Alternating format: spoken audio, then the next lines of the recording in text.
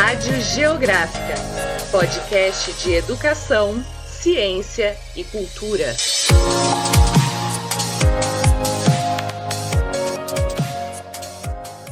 Olá, meu nome é João Paulo Pimenta, sou doutorando pelo programa de pós-graduação em Geografia da Unesp de Presidente Prudente e estamos aqui para bater um papo com a professora Ana Lúcia de Jesus Almeida sobre a relação entre a pandemia da Covid-19 e a geografia. Professora, primeiramente agradecemos pela sua colaboração e gostaríamos que a senhora se apresentasse para quem nos ouve pela Rádio Geográfica. Bom dia, boa tarde, boa noite a todos que são ouvintes da Rádio Geográfica. Eu sou Ana Lúcia de Jesus Almeida, fisioterapeuta, docente do Departamento de Fisioterapia da FCT Unesp, campus de Presidente Prudente. Fiz meu doutorado em Geografia da Saúde, na Geografia, no programa de pós-graduação em Geografia da Unesp de Prudente. E acredito que foi essa atribuição que me levou a ser convidada para participar desse evento da Rádio Geográfica. Quero aqui agradecer ao convite por estar aqui hoje com vocês. Professora Ana, inicialmente gostaríamos de uma análise sua sobre a distribuição das vacinas relacionada às desigualdades, sejam elas regionais ou sociais no Brasil, por favor. No Brasil, o acesso à vacina se dá apenas pelo SUS. E isso é de extrema importância, porque essa distribuição ela vai seguir o Plano Nacional de Operacionalização da Vacina contra a Covid, que é chamado PNO. Então, quando o Ministério da Saúde ele tem os imunizantes disponíveis, ele faz essa distribuição em até 48 horas para os estados, né? E essa distribuição ela vai ser proporcional para os estados e para o Distrito Federal, de acordo com a estimativa populacional dos grupos prioritários que são definidos, né, com base nesse quantitativo de doses que o Ministério tem para distribuir. Então, quando a gente pensa nessa questão da distribuição, é importante a gente lembrar que quais são as vacinas, né, que estão sendo distribuídas no Brasil. Então, nós temos vacinas que já têm registro definido, isso se deu com a AstraZeneca e com a Pfizer. E nós temos vacinas que estão aprovadas para uso emergencial, isso se deu com a Janssen e com a Coronavac. E temos vacinas que estão em fase de análise, que isso se dá com a Covaxin e com a Sputnik. Sendo todas essas aqui em 2 doses, menos a Janssen, que é dose única. Então, quando esses imunizantes estão disponíveis no Ministério da Saúde, para o Ministério da Saúde, eles são levados para um centro de distribuição logístico do próprio Ministério, que é localizado no aeroporto de Guarulhos, em São Paulo. E ao receber os lotes das vacinas de Covid-19, a equipe do Centro de Distribuição Logístico do Ministério da Saúde vai armazenar esses imunizantes, em câmaras frias, é claro. Né? E inicia-se um diálogo, né, do Ministério da Saúde com os estados e com os municípios. E como que isso se dá? Né? Através do Conselho Nacional de Secretários de Saúde, que é o CONAS, Conselho Nacional de Secretarias Municipais de Saúde, que é o CONASENS, e representam os municípios, né? O primeiro representa os estados e o segundo representam os municípios, né? E é assim que se define, então, de forma comum, as estratégias de distribuição que serão adotadas em cada etapa das vacinas. Então, assim que o Ministério tem essa contagem e distribuição, é elaborado um informe técnico, né, a partir dessa pactuação tripartite, né, com o Ministério da Saúde, com os estados e com os municípios. Esse informe técnico vai detalhar as orientações sobre o público a ser vacinado, bem como a quantidade que será distribuída para a primeira e para a segunda dose para cada município. E depois de todo esse planejamento, então, é construído, encaminhado, né, as vacinas para os estados. E os estados, eles em aproximadamente 7 dias, fazem a distribuição para todos os municípios com essas orientações já definidas, né, nesse acordo tripartite. É importante a gente dizer que o Brasil, ele assinou agora um acordo de transferência de tecnologia da AstraZeneca com a Fundação Oswaldo Cruz, e isso vai permitir, né, que a Fundação a Fiocruz faça a produção do insumo farmacêutico ativo, que é a IFA. Essa IFA, esse insumo, né, era somente importado, e agora ele vai ser produzido no Brasil e com a perspectiva de já em outubro a gente ter vacina com o IFA, né, produzido já aqui no Brasil. Então, assim, na minha opinião, né, a distribuição das vacinas no Brasil, ela se dá de uma forma adequada, né, dessa forma mantido o controle dessa distribuição pelo Sistema Único de Saúde. Agora, o acesso, ele pode ser desigual, né? E isso, então, deve ser atribuído a uma organização mais local, de unidade ou do município, né? Agora, a gente precisa ter a certeza, né? A gente tem a certeza, né, de que isso seria bem diferente caso a distribuição não tivesse sob o controle do SUS. Aí sim a gente teria as desigualdades bem evidentes. E as dificuldades de acesso, ela pode ser desde dificuldade de acesso ao posto de vacinação, por pessoas que têm problema de locomoção, por pessoas que têm problemas de transporte, né? E tem dificuldade mesmo de acessar esse local onde a vacinação está sendo realizada. Entretanto, quando a gente vê algumas pesquisas aí, e a USP acaba de publicar uma pesquisa sobre isso, mostrando a desigualdade no acesso em vacinas contra a Covid na própria cidade de São Paulo. Então, a pesquisa deles mostrou que nas regiões com mais casos e mortes pela doença, como nos bairros de Sapopema, de Capão Redondo e de Brasilândia, 5 a 7,5% das populações foram vacinadas, das pessoas, né, foram vacinadas. Enquanto que em bairros mais de classe socioeconômica maior, como no caso do Jardim Paulista, do Pinheiros, Moema, onde os números de Covid são bem menores se comparados com as periferias, 12% da população dos moradores já estão vacinados. Então vejam que, no caso, o problema está no acesso e não necessariamente na distribuição das vacinas. E se a gente for pensar também um pouco sobre o acesso, né, da vacina no mundo, né, as desigualdades estão evidentes. Essa semana, a Organização Mundial da Saúde se manifestou, se pronunciou sobre as diferenças de quantidade de população imunizada em países pobres em relação aos países ricos, né? Ela diz que as empresas estão comprometidas com a produção de vacina para os países ricos e os países pobres não estão tendo acesso. E que existem, né, 7 países em que não foram aplicadas nenhuma dose de vacina na sua população. E aqui na América a gente tem um exemplo de um país nessa situação, que é o Haiti, né? Então, uma das expressões das desigualdades em relação à questão das vacinas no Brasil e no mundo.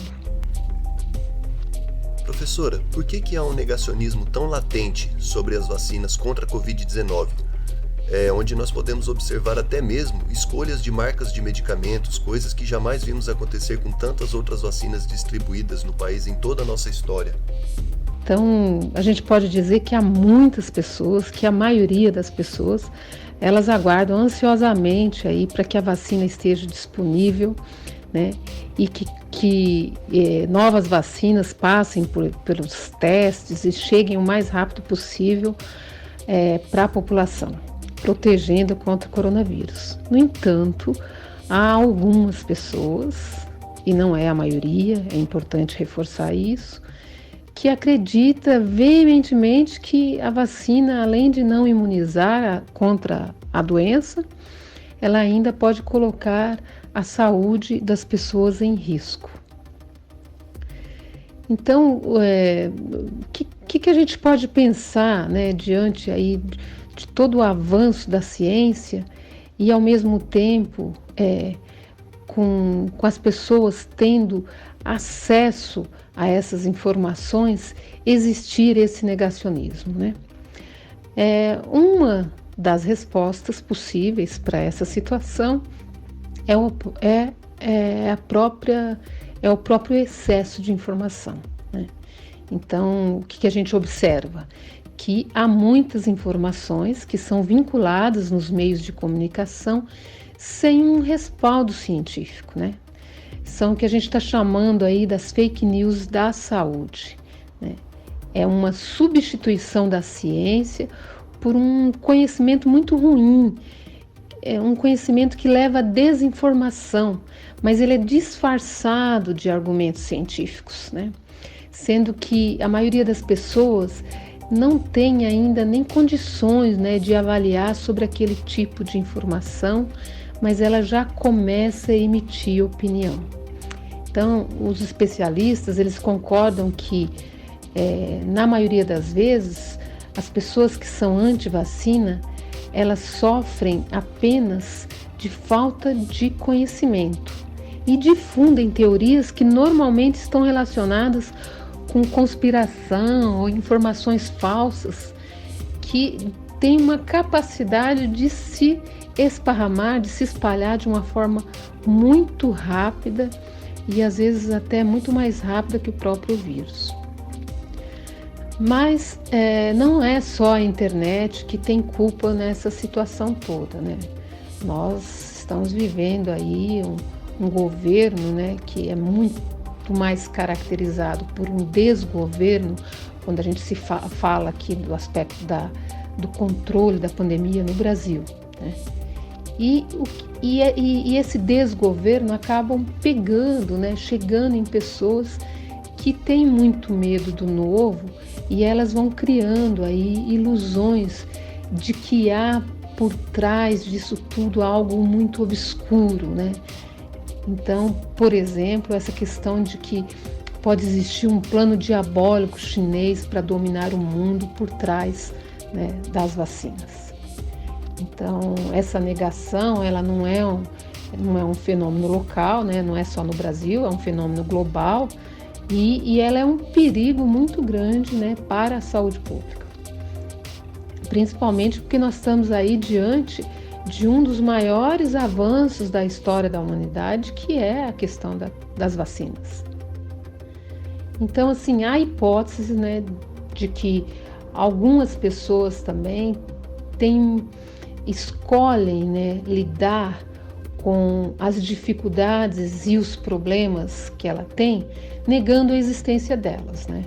Então, isso é um fator que pode favorecer esse posicionamento negativo com relação às soluções científicas. Outros, né, eles desconfiam da velocidade com que essas vacinas foram produzidas, né? Desconsiderando, por exemplo, que é muito mais fácil, teoricamente, você produzir uma vacina numa situação pandêmica do que fora dela, né? Então, como essas vacinas, elas podem ser compostas por proteínas e vírus mortos, né, inativo, ou um vírus vivo, mas atenuado, né, e também por material genético, né? Essas são as formas como as vacinas são produzidas hoje, né? Então é normal que haja uma certa preocupação em relação à segurança, à eficácia, né, e os efeitos colaterais ou adversos, né, que essas vacinas podem ter, né?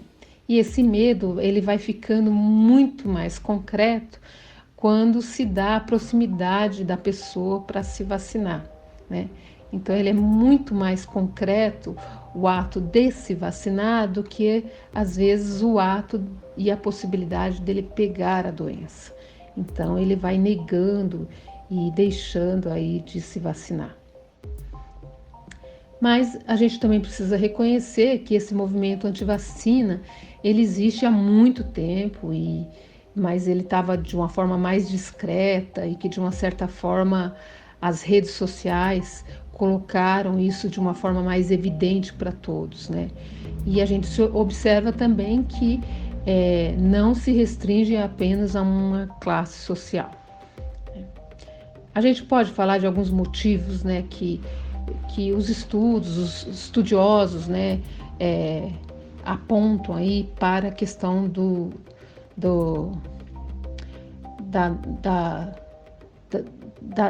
não querer se vacinar, né? A questão da escassez, né, de vacina, né? Nós não temos hoje vacina para todo mundo e isso de uma certa forma gera filas quando a vacina está disponível. Isso tudo provoca um certo distúrbio ou dificuldade, né, para que as pessoas se vacinem. Existe também uma confusão com relação aos intervalos de vacinação. Nós temos aí diferentes intervalos entre uma e outra. Isso faz uma certa confusão e muita gente que teria que tomar a segunda dose não comparece para tomar a segunda dose por causa dessa confusão. O medo de ter reação adversa, né?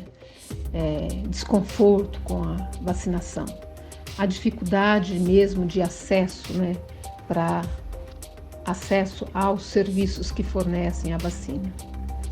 E o fato de muitas pessoas confiarem em informações falsas, né, sobre essa questão dos imunizantes.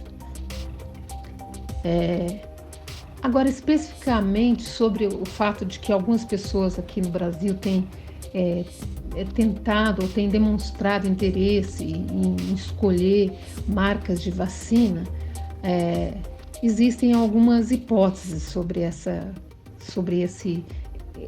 esse comportamento, né, novo, né, que compareceu agora nessa situação da pandemia por Covid. Primeiro, a desinformação ou a confiança em informações falsas, né? A outra questão que parece que de uma forma bastante evidente, é que sobre a questão de pessoas que querem viajar para o exterior e que querem selecionar o imunizante que está, por exemplo, autorizado nos Estados Unidos, que está autorizado na União Europeia. Esse parece ser um fator bastante presente nessa questão da manifestação da população no sentido de querer escolher o imunizante que vai tomar. Eu acho que é importante a gente só reforçar aqui que a vacinação é um ato coletivo, ela não pode ser tida como um ato individual, e quanto mais pessoas se vacinam, mais rapidamente, né, elas fazem isso, mais eficiente é a campanha de vacinação. Então, por que a gente não deve, né, escolher a vacina? Primeiro, porque é urgente criar a imunidade individual contra o Covid. Então, é urgente, o mais rápido possível nós devemos fazer isso. Segundo, que é preciso acelerar e aumentar a cobertura da população. Quer dizer, o Brasil ele demorou para começar a imunizar, ele tem uma capacidade grande para atingir a população, fazer essa imunização. E é claro que quando a gente tiver mais vacinas disponíveis, esse processo vai ser facilitado, né? Então, nós não temos hoje condições de escolher, né, pela vacina que está disponível. Nós temos que tomar a vacina que chegou mais perto de você. E priorizar. Quando a gente faz isso, quando a gente tem essa atitude, a gente prioriza evitar que esse vírus circule, né? E quando você evita a circulação do vírus, você evita a possibilidade de novas variantes, né? Porque novas variantes podem colocar aquela vacina que já estava eficiente para a variante anterior não ser tão eficiente assim. Então, isso dificultaria o processo de controle da pandemia. E salvar vidas é também uma responsabilidade coletiva, né? Então, todos nós temos que estar preocupados em salvar as vidas, né, das pessoas que estão à sua volta, das pessoas com quem você trabalha, né? E por isso é importante você estar imunizado. Então, do ponto de vista da campanha, é muito mais efetivo a velocidade com que se faz a campanha e não necessariamente a vacina em si, né? É importante que as pessoas tomarem as vacinas, obedecendo essa questão da velocidade da vacinação, né? Se o Brasil consegue vacinar muitas pessoas de forma rápida, ele consegue impactar na curva, né, da pandemia, né? Pois quanto maior o tempo que o vírus leva circulando, maior a possibilidade e as chances então da gente ter novas variantes e ter uma dificuldade maior no controle. Um bom exemplo disso é a gente olhar para a cidade de Serrana, né, onde todos foram vacinados com a Coronavac, e quando ocorreu 75% da população recebeu a segunda dose da vacina, houve o controle, né, da pandemia naquela cidade. Então, vejam que para controlar a pandemia é preciso que muitas pessoas estejam vacinadas. Então, é uma irresponsabilidade, né, social as pessoas que se negam a ser protegidas, né, quando a vacina está disponível. Quando você escolhe a vacina, você está pensando só em você e não está pensando no coletivo. Professora, a senhora tem formação na área de fisioterapia. Fala-se muito sobre a Covid-19 em relação às mortes e às pessoas vacinadas. Porém, e as pessoas que se curam? De que forma o corpo humano pode reagir após passar pela doença? E quais são os tipos de sequelas que podem ocorrer? A gente pode dizer que no início da pandemia, o mundo ele olhava mais e as pesquisas eram mais direcionadas no sentido de entender a compreensão da doença na sua fase aguda, né? E tanto os pesquisadores como os gestores, eles buscavam então reestruturar os serviços e encontrar medidas no sentido de evitar o colapso aí do sistema de saúde e diminuir o máximo possível o número de mortos, né? E isso levou, né, os pesquisadores a buscarem medidas farmacológicas e não farmacológicas que freasse aí a disseminação do vírus, né, e permitisse então que a doença fosse tratada, né? Nesse sentido, os estudos eles visavam, né, compreender as formas de transmissão do vírus, a sua disseminação na população, estabelecer protocolos de medidas de prevenção e manejo, né, daquelas pessoas que estavam hospitalizadas. Já em meados do ano de 2020, né, junho, julho, com a expansão dos casos e o aumento da infecção pela Covid, as pesquisas elas tiveram um redirecionamento, né, buscando entender as formas crônicas da doença, né? Principalmente porque foi-se observando que em algumas pessoas havia um surgimento de complicações que se prolongavam, né? Então, partindo dessas observações, as pesquisas então passaram a caracterizar o evento pós-Covid, e fazer essa caracterização no sentido de classificar e definir, e também olhar os aspectos epidemiológicos e clínicos dessa situação. Então, no que se refere à classificação do pós-Covid, houve uma classificação em três situações: o Covid agudo, o Covid sintomático contínuo e o Covid, a síndrome pós-Covid. Então, o que caracteriza cada um deles? O que seria o Covid, então, agudo? Seriam aquelas pessoas que os sinais e sintomas se apresentassem por 4 semanas. Então, essa pessoa que teve sinais e sintomas só nessas 4 semanas, ela teve um Covid agudo. Aquela que apresentou sinais e sintomas que persistiram por mais de 4 semanas e até 12 semanas, foi classificado como tendo um Covid sintomático contínuo.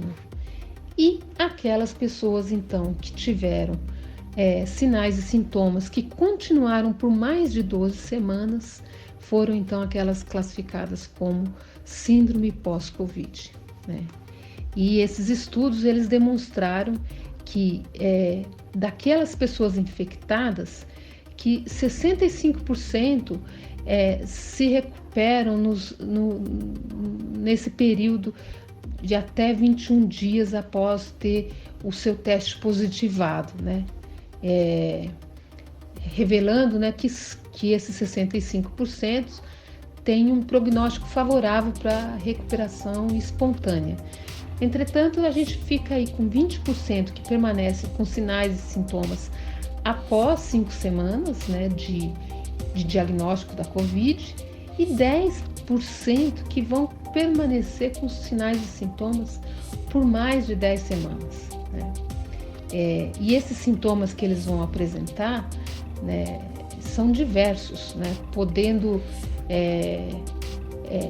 inclusive se manifestar em vários momentos, né, do pós-Covid, desde sintomas respiratórios, dores musculares, comprometimento cognitivo, dor de cabeça, o sono alterado, neuropatias periféricas, sintomas gastrointestinais e inclusive depressão, ansiedade, e agora mais recentemente existem evidências de pessoas que não tinham, por exemplo, hipertensão e diabetes, e que no pós-Covid elas passam a apresentar essas doenças. Então, essa é a questão da classificação dessas doenças.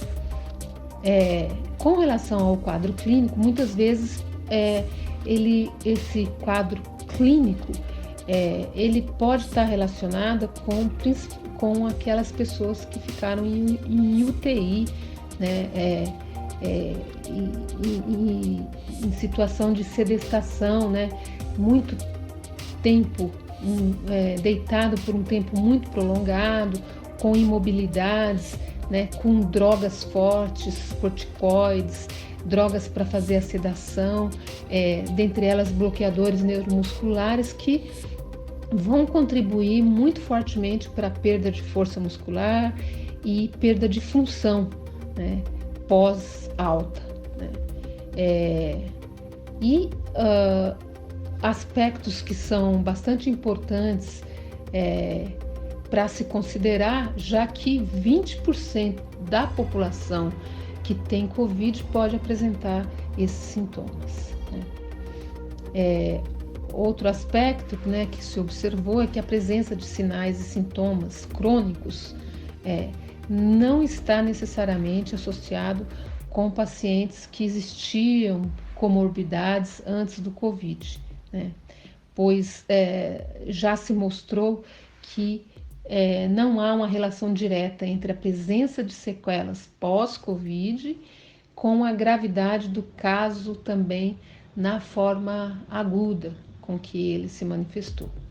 Então, no Brasil, considerando assim esse elevado número de casos de Covid, né, principalmente agora, no ano de 2021, né, é correto a gente observar, né, que vai haver um número importante de casos de Covid persistente ou de síndrome pós-Covid, né?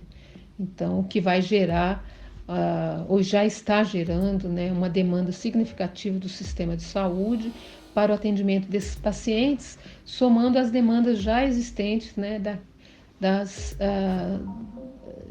doenças crônicas que a gente tinha antes da síndrome, né? O que vai implicar e solicitar, né, estratégias para a atenção dessa população, né, evitando assim uma sobrecarga e um colapso do nosso sistema de saúde. Para terminar, a senhora acha que voltaremos a ter uma dinâmica social semelhante à que havia antes da pandemia? Se não, quais as mudanças que a senhora entende que serão mais relevantes? Bom, os cientistas eles falam que a marca do fim do século XX foi essa pandemia, assim como o que marcou o fim do século XIX foi a Primeira Guerra Mundial. Então, esses eventos como esses, né, que marcam de uma forma muito forte a sociedade, normalmente eles caracterizam a passagem de um século por ele muito mais do que a passagem em si. E essa pandemia, ela realmente provocou muitas mudanças, né? E talvez tenha provocado mudanças em coisas que de uma certa forma já vinham, né, em curso, né? E também provoca mudanças nas nossas crenças e nos nossos valores. O que a gente pode observar? Por exemplo, na educação, que é onde eu atuo, né, eu acho que muitas mudanças elas vão continuar, né, a existir, mesmo com a questão do controle da pandemia. Então, por exemplo, a questão da educação à distância, do ensino à distância, do ensino remoto, eu acredito que ele vai continuar presente, né, nessa nossa nova organização, né, após o controle da pandemia. Assim como eu acho que vão existir outras plataformas e serviços, né, para conectar professores e alunos, professores e pessoas que querem aprender, né, coisas diferentes, assuntos novos. Então, eu acho que na educação essa questão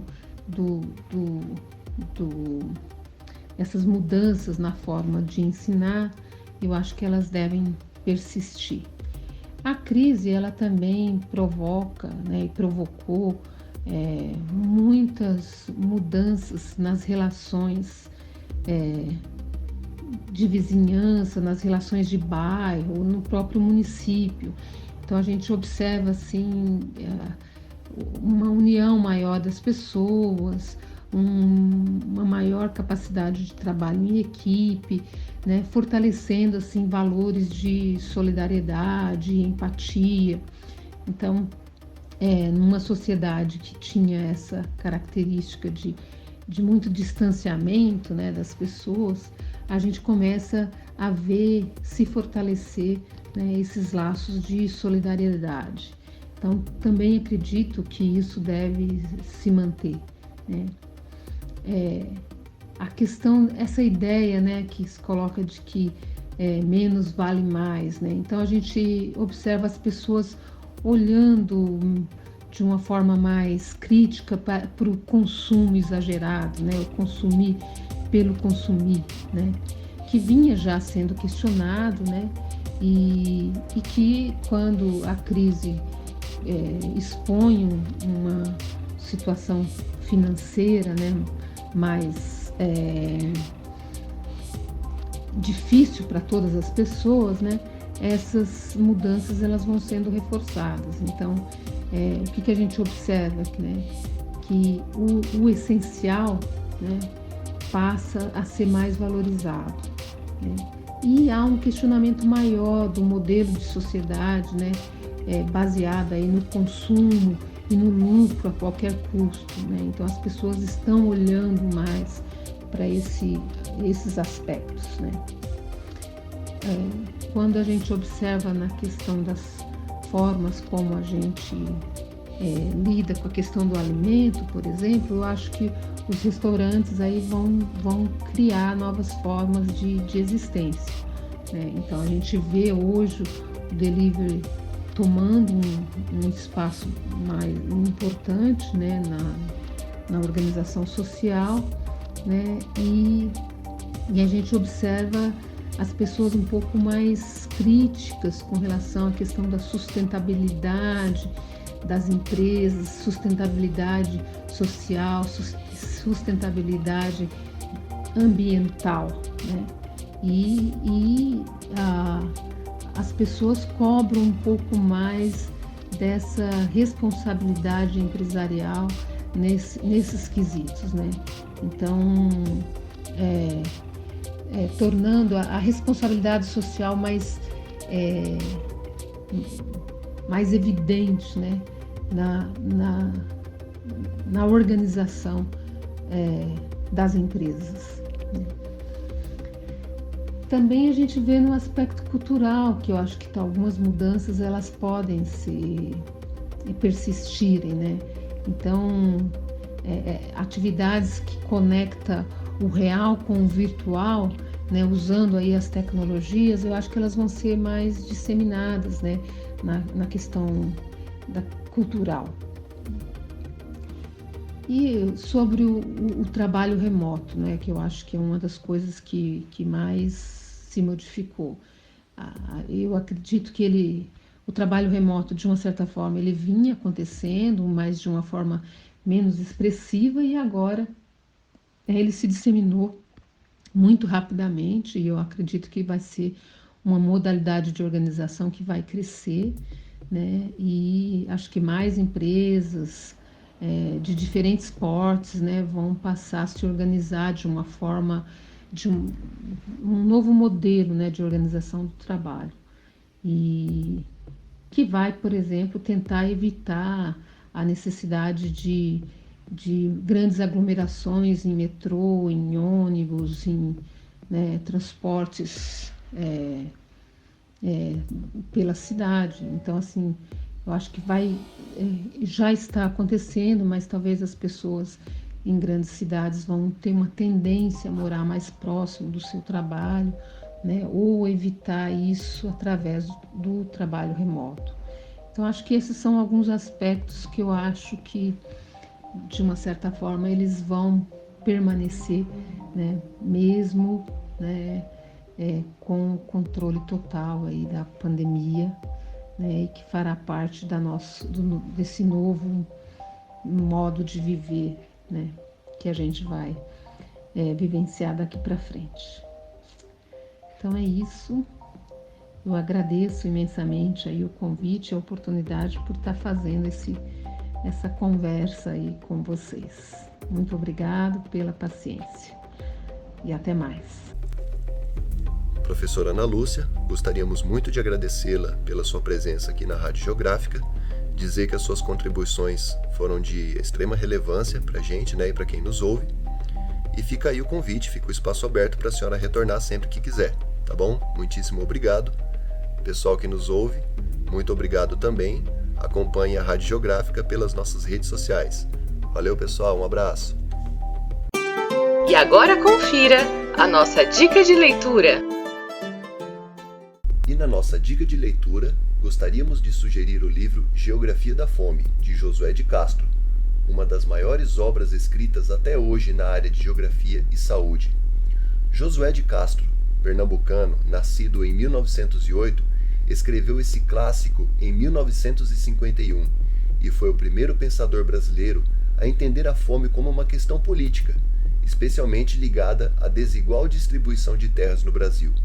Josué de Castro também foi presidente da FAO, órgão das Nações Unidas de Combate à Fome, e teve seus direitos políticos cassados pela ditadura militar através do Ato Institucional número 5, em 1968. Exilando-se no exterior, veio a falecer na França em 1973, sem poder ter realizado o sonho de voltar para o Brasil dentro de um regime democrático. Obrigada por acompanhar a Rádio Geográfica. Siga nossas redes sociais.